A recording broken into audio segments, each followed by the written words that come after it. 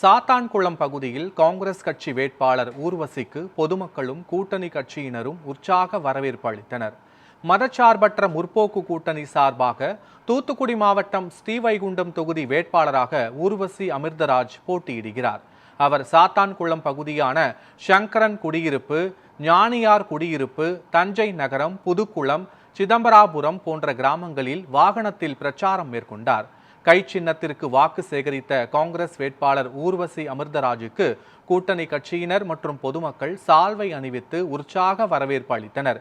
இதில் பெண்கள் அனைவரும் கோஷங்களை எழுப்பி மகிழ்ச்சியை வெளிப்படுத்தினர்.